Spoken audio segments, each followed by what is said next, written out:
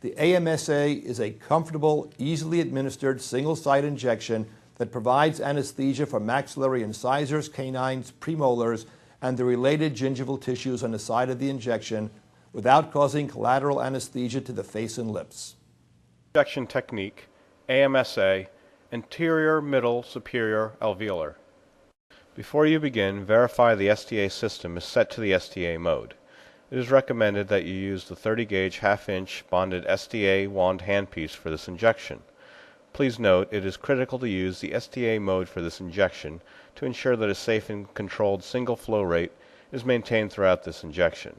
Delivering the anesthetic at a faster rate than the control flow rate can result in adverse tissue reactions and/or tissue damage. Make certain the aspiration feature is on, as an aspiration test may be performed during anesthetic delivery. The injection site for the AMSA is identified at a small area along an imaginary line which bisects the premolars and is midway between the free gingival margin and the mid-palatine suture. This landmark may vary somewhat depending upon the anatomy of the palatal vault of your patient. A more appropriate description of the point of needle insertion is a small area found to be bisecting the premolars at the junction of the horizontal and vertical components of the palate. Start by gently placing the bevel of the needle against the surface of the palate. This is achieved by holding the handpiece at approximately a 45-degree angle to the palatal surface. Step 2. Stabilize the needle by applying pressure from a cotton applicator. It's best to use a wooden handle cotton applicator so that adequate pressure can be applied. The applicator absorbs any excess anesthetic and makes for a more comfortable needle entry. Step 3. You will now initiate cruise control by depressing the foot pedal and counting 3 audible beeps. After the 3rd beep, the STA system will announce the word cruise. Upon hearing this announcement, remove your foot from the top of the foot control pedal. You will find that the STA system will continue to beep, indicating anesthetic solution is continuing to flow. The technique of allowing anesthetic to contact and diffuse through the outer layers of tissue will produce a topical anesthetic effect, numbing the surface. Do not allow the needle to puncture the tissue at this time.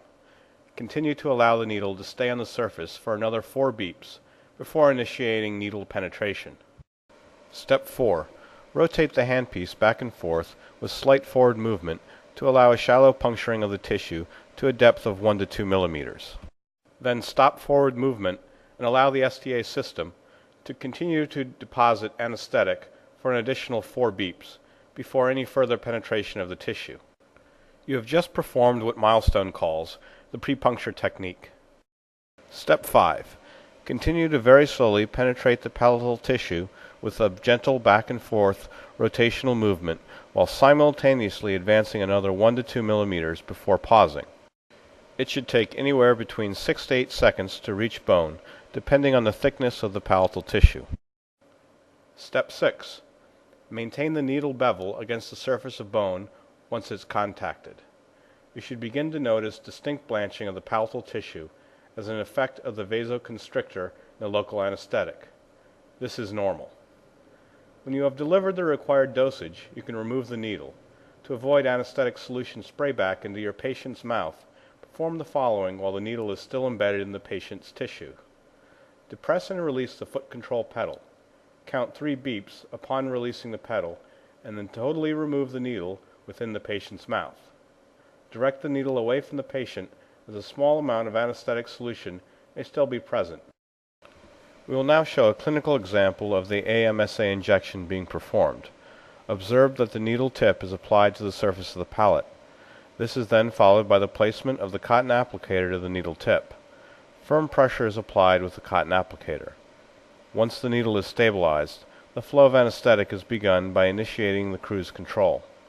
Observe the birotational insertional technique, allowing the needle to penetrate the surface by 1 to 2 millimeters, followed by a lack of forward movement for additional 4 to 5 beeps before advancing again. Next, simultaneously advance the needle an additional 1 to 2 millimeters while rotating back and forth, which is subsequently followed by a pause in forward movement. You note distinct blanching occurring to the palatal tissue, representing the effect of the vasoconstrictor within the tissues. This is normal and to be expected. All movements must be performed very slowly and gently. Do not move the needle more than 1 to 2 millimeters forward each time.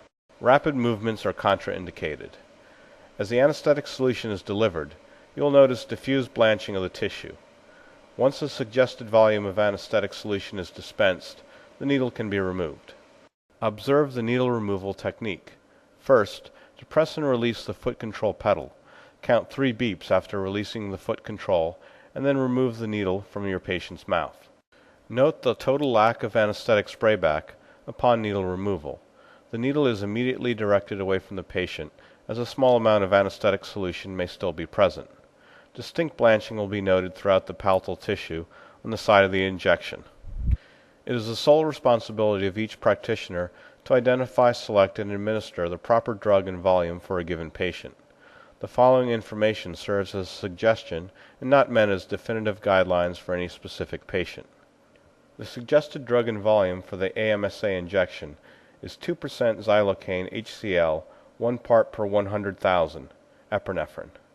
A drug volume of 3/4 to 1 cartridge is suggested when performing the AMSA injection.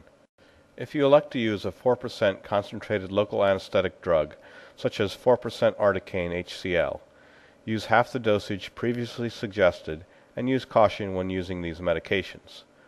Please refer to an appropriate textbook reference source for guidance and recommendation pertaining to local anesthetic solutions and specific volumes. The AMSA injection is very useful for those dental procedures performed in the maxilla. It effectively provides profound soft tissue and pulpal anesthesia of multiple maxillary teeth from a single injection, without producing collateral anesthesia to the lips and face, thus allowing greater post-treatment comfort. Additionally, those procedures that require a more accurate assessment of the patient's smile line during treatment, such as aesthetic restorative dentistry, can be accomplished with this maxillary injection technique with no collateral anesthesia.